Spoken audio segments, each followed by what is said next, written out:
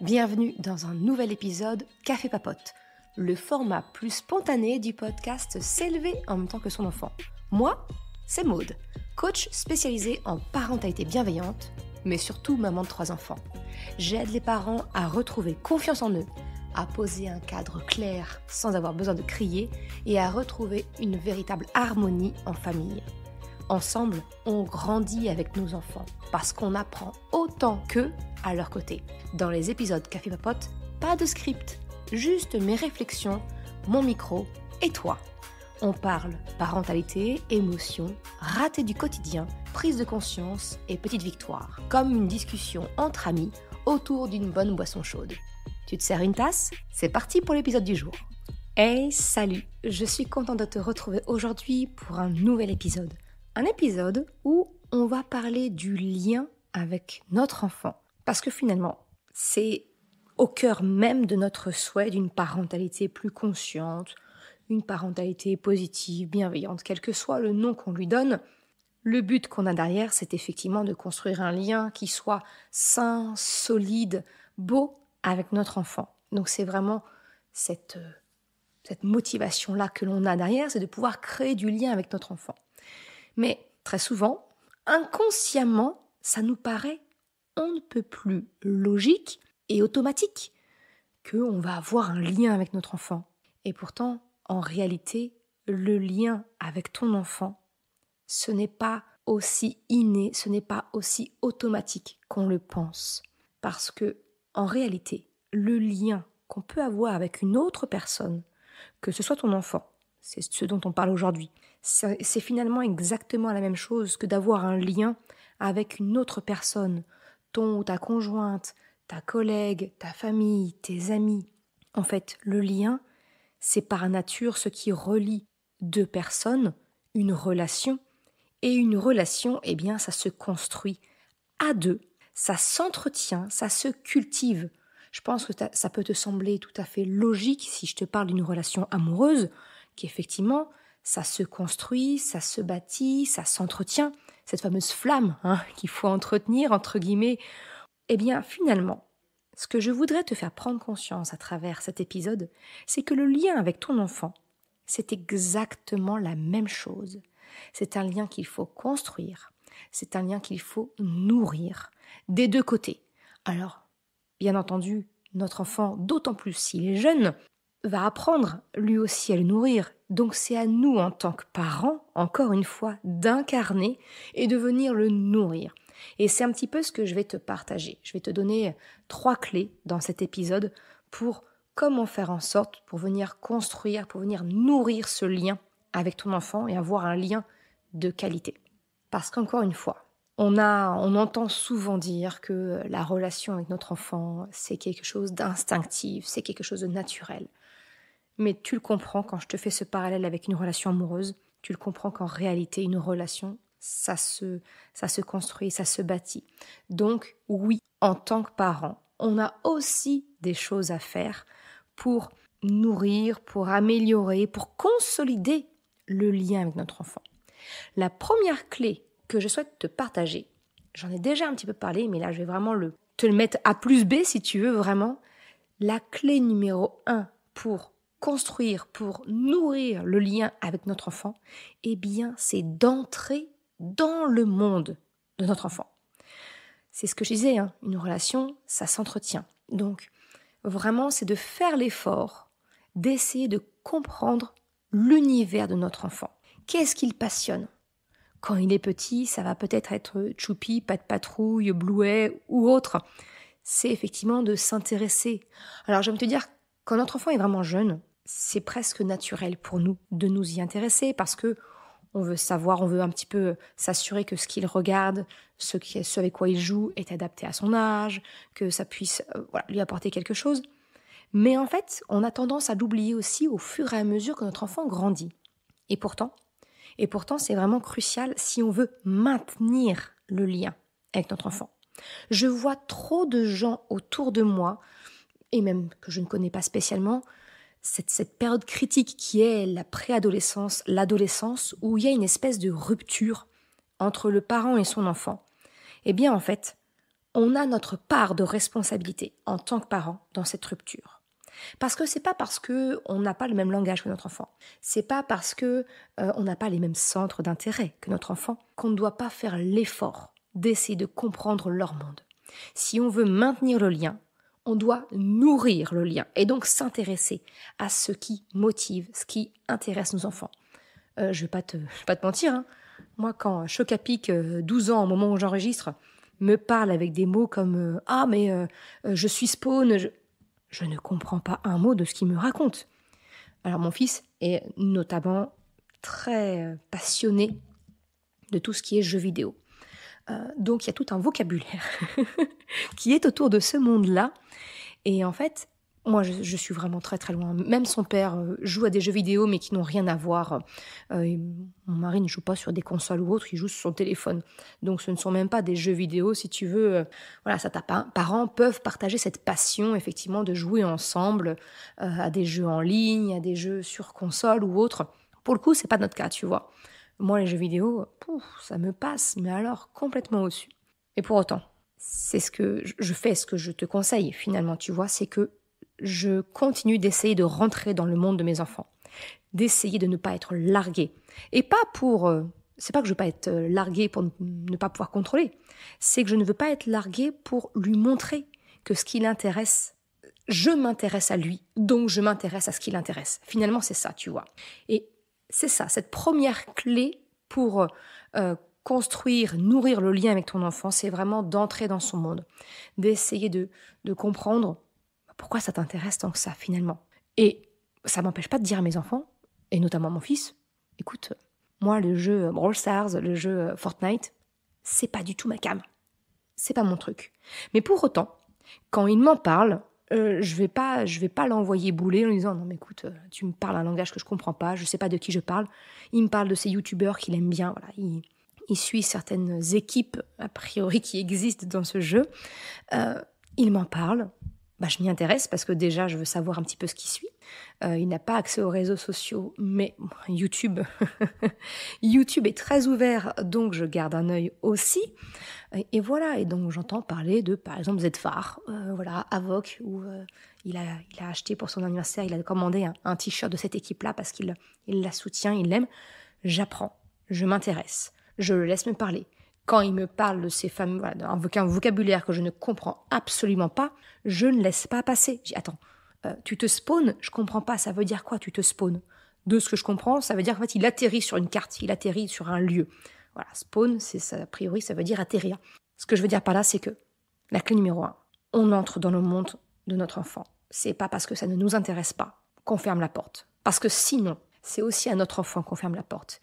Et après, on ne pourra pas dire que notre enfant s'est enfermé dans sa bulle ou autre. C'est de notre responsabilité. Ça fait partie, selon moi, de notre job de parent. Eh bien, de s'intéresser, tout simplement, à ce qui les passionne. Ma fille, tu vois, c'est l'équitation. Donc, ça va être des jeux vidéo en lien avec l'équitation. J'ai essayé. Je suis un peu plus ouverte, on va dire, à l'équitation qu'à Fortnite et Brawl Stars. Donc, j'ai essayé les jeux auxquels elle veut jouer. Il se trouve que je suis très très sensible, j'ai très vite le mal des transports en regardant des vidéos qui bougent. Donc ce genre de jeu, je ne peux pas faire et j'ai très vite abandonné. Mais encore une fois, je m'y intéresse. Ça, c'est la première clé que je voulais te partager. C'est pense, est-ce que je nourris le lien avec mon enfant? Est-ce que, même si je n'y ai pas d'intérêt, est-ce que pour lui, parce que je l'aime lui, parce que je veux lui montrer qu'il est important à mes yeux, je peux faire l'effort de m'intéresser, d'ouvrir mon esprit à découvrir qu'est-ce qu'il aime, pourquoi il aime ça, et voilà, et rentrer un petit peu dans son monde. Ça, c'est la première clé. La deuxième clé que je voulais te partager, c'est de valoriser ce que notre enfant aime. Ce que je veux dire par là, c'est que j'entends, encore une fois, souvent des adultes dire « Non, mais là, ton jeu débile, là, ça sert à rien », ou tu vois, un petit peu ce genre de phrase qui finalement dénigre les passions de l'enfant, ce qui intéresse notre adolescent ou autre. Là, effectivement, je te parle peut-être que tu ne te sens pas concerné parce que je te parle de préadolescents, d'adolescents, de jeux vidéo, mais ça vient très vite, déjà, première chose. Et que c'est de garder à l'esprit ces clés-là parce que la déconnexion avec notre enfant peut être très rapide sans qu'on s'en rende compte. Et que, effectivement, cette période préadolescence, adolescence, c'est là où il peut y avoir une scission. Et finalement, si on prend l'habitude, avec un enfant très jeune, de s'intéresser à son monde, d'essayer de comprendre, c'est une très bonne habitude prise, si tu veux, pour maintenir le lien, même à cette période où effectivement, il peut y avoir de la distance, et il y aura de la distance. Attention, je ne dis pas que ça annulera la distance, parce que cette distance aussi, l'adolescence, elle est nécessaire. Ça fait partie du processus psychologique, du développement psychologique de l'enfant, de l'adolescent, de se détacher de ses parents, de faire ses propres choix, de s'affirmer. Enfin, c'est une phase d'affirmation aussi très forte, un peu comme ce que tu as connu peut-être vers 2-4 ans, tu vois, ce qu'on appelle le Terrible 2 ou le Fucking 4. Tout ça, finalement, quel que soit l'âge, ça reste des phases d'affirmation. Donc, c'est de donner de la liberté à notre enfant pour exprimer ses goûts, ses couleurs, c'est ce qu'il aime, voilà.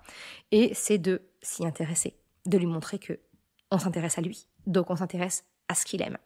Et donc, de ne pas dévaloriser ce qu'il aime. Au contraire, de le valoriser. Petit exemple que je peux te donner, c'est dernièrement, ça va lier... Ouais, attends, je vais reprendre et je vais te partager ma 3e clé. Et je vais te combiner les deux, tu vas comprendre où je veux en venir. La 3e clé, c'est ce que je t'ai dit en introduction. C'est de finalement percevoir la relation avec notre enfant, le lien qu'on a avec lui, comme une relation vivante. Donc, il y a besoin de cultiver ça. Il y a besoin d'apporter du renouveau, d'apporter, de la même façon que pour une plante, tu vas apporter de l'engrais, tu vas apporter de l'eau, tu vas la rempoter. Eh bien, la relation avec notre enfant, c'est exactement la même chose. On va venir nourrir la relation parce que c'est quelque chose de vivant. Donc, ça veut dire s'élever en même temps que son enfant. Ça veut dire grandir avec lui. Ça veut dire le suivre finalement. Et donc, le lien que je voulais te donner, l'expérience que je viens de faire, c'est que au moment où j'enregistre l'épisode, la rentrée n'est pas très très loin. Et mon fils est donc au collège. Les profs du collège, il n'en parle pas spécialement. Ou quand il en parle, c'est pas bon signe, si tu veux, tu vois. C'est que ça s'est pas très bien passé. Et il est rentré, après ses premiers jours de rentrée, il est rentré en me disant « Waouh, mais la prof d'anglais, elle est trop cool !» J'ai dit « Ah tiens, voilà, il en parle d'une manière dithyrambique, il en parle d'une manière...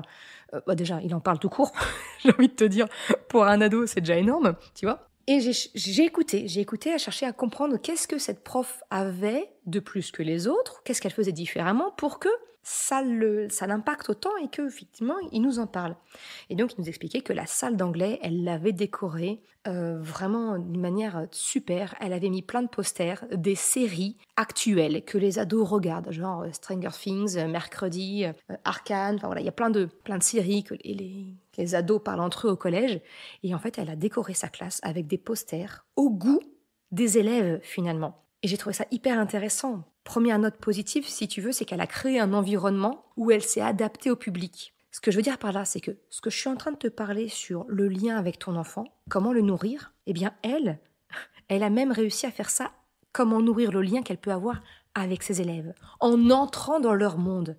Ok, vous aimez toutes les séries Netflix et autres qui passent actuellement, eh bien je vais créer un environnement de travail qui y correspond pour que vous vous y sentez bien. J'ai trouvé ça hyper intelligent. Et du coup, j'ai compris pourquoi mon fils était aussi emballé par cette prof d'anglais, par ce cours d'anglais. Et deuxième chose qu'elle a mis en place, c'est qu'elle a demandé aux élèves de faire la page de garde. Comme d'habitude, j'ai envie de te dire, tous les profs demandent aux élèves de faire la page de garde des cahiers. Mais elle leur a demandé, écoutez, le premier devoir que je vous demande, c'est de vous créer une page de garde, de la décorer par tous les moyens que vous voulez. Mais je ne veux pas simplement nom, prénom, classe, année scolaire et matière. Je veux que vous la décoriez parce qu'elle a expliqué, en fait, son but à elle, c'était que les enfants aient envie de prendre leur cahier, que leur cahier d'anglais leur donne envie d'être ouvert. Et encore une fois, tu vois comment elle arrive à nourrir le lien. Elle dit, ok, elle est en train, finalement, tu vois ce qu'elle fait par cette façon-là de faire, finalement, c'est d'une part, elle vient nourrir le lien entre elle et ses élèves, en se montrant super cool. Elle nourrit aussi le lien entre l'élève et son cahier de leçons, pour leur donner envie. Et en plus, elle active un levier de motivation interne des enfants. Je t'en ai déjà expliqué dans plusieurs épisodes. J'essaierai de te mettre un lien dans la description si tu veux aller un peu plus loin sur le moteur de la motivation interne.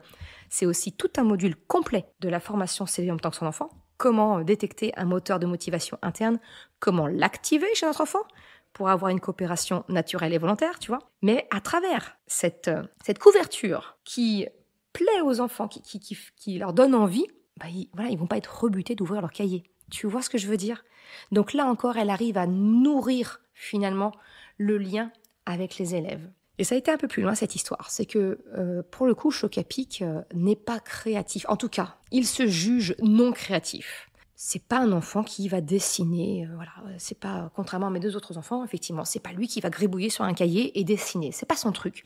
Et donc il s'est trouvé un petit peu paralysé. L'effet positif du truc s'est trouvé annulé parce qu'il me disait, mais maman, j'ai aucune idée, je vais faire un drapeau anglais, mais bon, voilà. Et je me suis dit, attends, on va venir combiner les choses. C'est-à-dire que je connais mon fils, je sais que tout ce qu'il aime, c'est tout ce qui est lié aux écrans.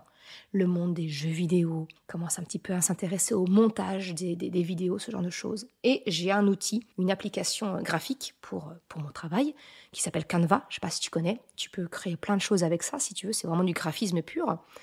Et j'ai dit, écoute, avec Canva, on peut créer quelque chose. Et dans l'idéal, t'aimerais quoi? Elle me dit, elle a mis un poster d'Homer Simpson dans la classe.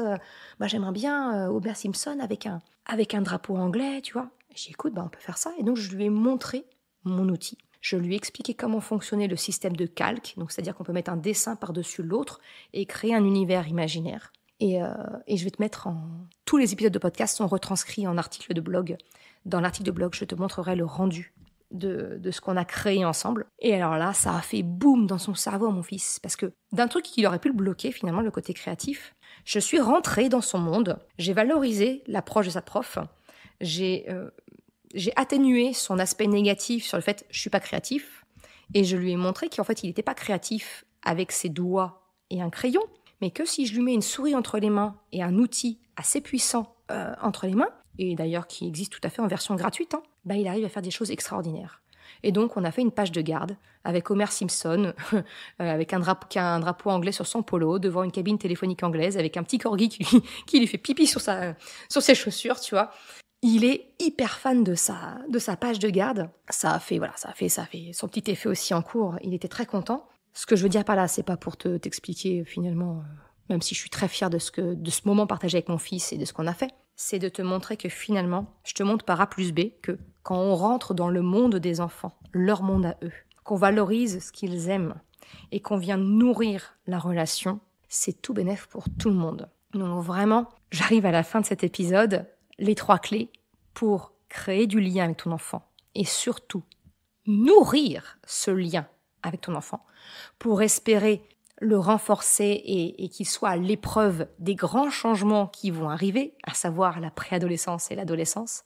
Ces 3 clés, c'est d'entrer dans le monde de notre enfant, même si c'est pas le nôtre. C'est de valoriser ce que nos enfants aiment. C'est à partir du moment où si on s'intéresse à notre enfant, alors on s'intéresse à ce qui l'intéresse lui.